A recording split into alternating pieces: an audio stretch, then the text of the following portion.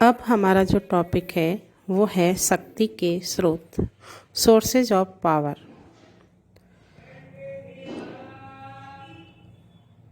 विभिन्न विद्वानों ने शक्ति के बारे में विभिन्न परिभाषाएं दी हैं और शक्ति के बारे में विचारकों का मत है कि यह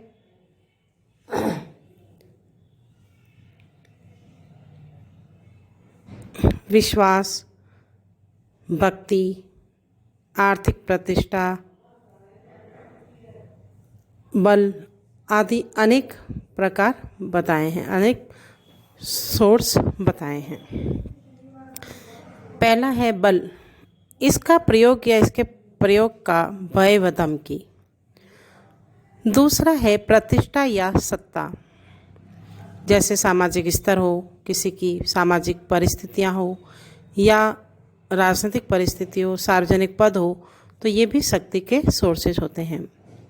फिर आर्थिक या भौतिक साधन व प्राप्तियां, इसके जो धारक होते हैं या स्वामी होते हैं वो बाजार से कोई चीज़ खरीदने की शक्ति प्रदान करते हैं,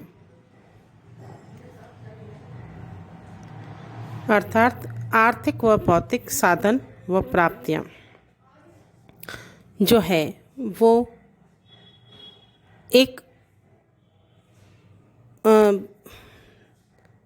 आर्थिक शक्ति प्रदान करने की क्षमता रखते हैं।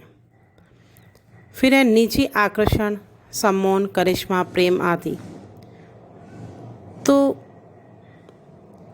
किसी व्यक्तियों में जो एक बुद्धि कुशलता या उनका सार्वजनिक कार्यों में बहुत ज़्यादा योगदान, या खेलों में, कलाओं में प्रसिद्धि, या उनकी निजी सौम्यता, नम्रता, व्यवहार, ये सब चीज़ें भी शक्ति का सोर्सेज होती है। जैसे महात्मा बुद्ध, ईसा मसीह, गांधी का जीवन आदि, ये चीज़ें क्या है कि दूसरों को अपनी ओर आकर्षण करती है, ये भी एक उसकी शक्ति का सोर्स माना जाता है। फिर है विश्वास, भक्ति, आदत, उदासीनता, हित आदि भी।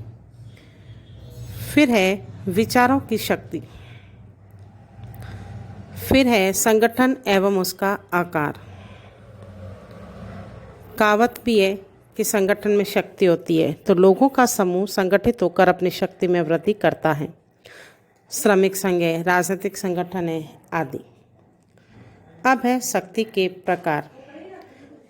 शक्ति के कुछ प्रकार हैं, जैसे व्यवहार परिवर्तन के आधार पर, तो गोल्ड हैमर एवं एडवर्ड सील्स ने व्यवहार परिवर्तन के आधार पर शक्ति के 3 प्रकार बताए हैं: बल, प्रभुत्व और चालाकी।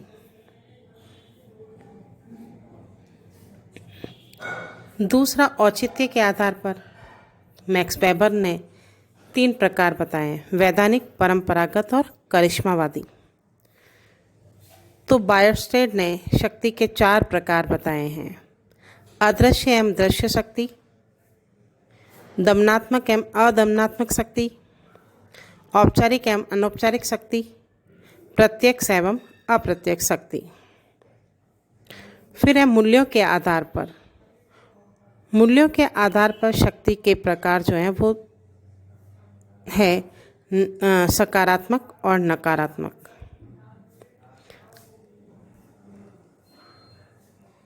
संभाव्य एवं वास्तविक शक्ति, तो रॉबर्ट डल ने शक्ति के 2 अन्य प्रकार बताए हैं, वो है संभाव्य और वास्तविक।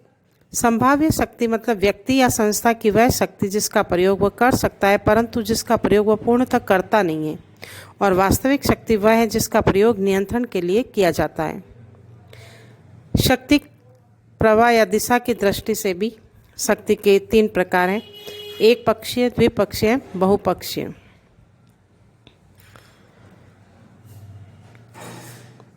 शक्ति के द्विपक्षीय और बहुपक्षीय रूपों को सौदागिरी भी कहा जाता है।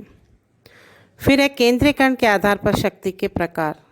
तो 3 प्रकार है, केंद्रित, विकेंद्रित और विशारित। विशारित यानी कि बिखरा हुआ, फैला हुआ, अस्पष्ट। फिर है क्षेत्रीयता के आधार पर शक्ति। तो प्रादेशिक, प्रांतीय, राष्ट्रीय, अंतर्राष्ट्रीय। मात्रा के आधार पर शक्ति तो सुपर, मध्यम और निम्न। प्रयोग और परिणाम के आधार पर शक्ति को इच्छित और अनिश्चित रूपों में बांटा जाता है। तो हमने देखा कि शक्ति के विभिन्न प्रकार होते हैं और इस प्रकार शक्ति की जो धारणा हमने देखी, सोर्सेज हमने देखे, उसी प्रकार शक्ति का प्रयोग व सीमाएं भी है।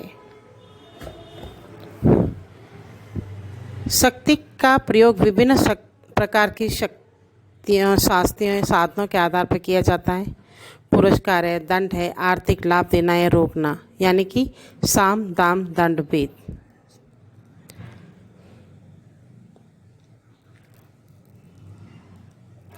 ये शक्ति का जो प्रयोग है वो स्वच्छंद नहीं होता, उसके ऊपर अनेक प्रतिबंध या सीमाएं होती है, जैसे इतिहास और परंपराएं, सहमति या स्वीकृति प्राप्त करने की आवश्यकता के तरीके, राजनीतिक विकास का प्रभाव, धर्म, नैतिकता, समूहों का दबाव आदि। शक्ति की सीमाएं प्रयोगकर्ता के लक्ष्य एवं उद्देश्यों, उसकी समता, पारस्परिक संबंधों, प्रतियोगिताओं, कार्य पद्धतियों और वातावरण संबंधी कारणों आदि से भी उत्पन्न होती है।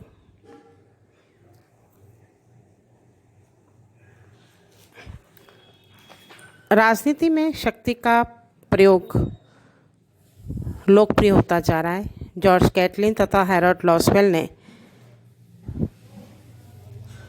इस धारणा पर विस्तार से विचार व्यक्त किए हैं। लॉसवेल का कहना है कि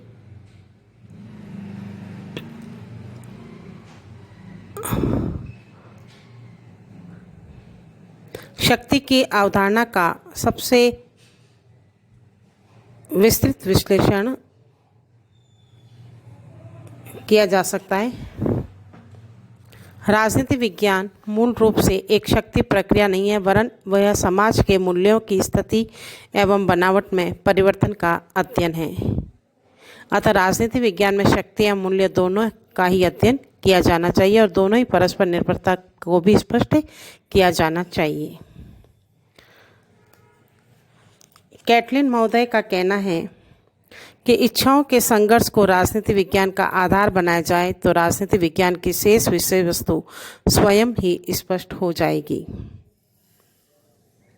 राजनीति शास्त्र में जॉर्ज कैटलिन वह प्रथम व्यक्ति था जिसने शक्ति को केंद्र बिंदु बनाकर व्यवस्थित सिद्धांत का विकास किया। जॉर्ज कैटलिन ने शक्ति को राजनीतिक जीवन की का प्राथमिक तत्व माना है और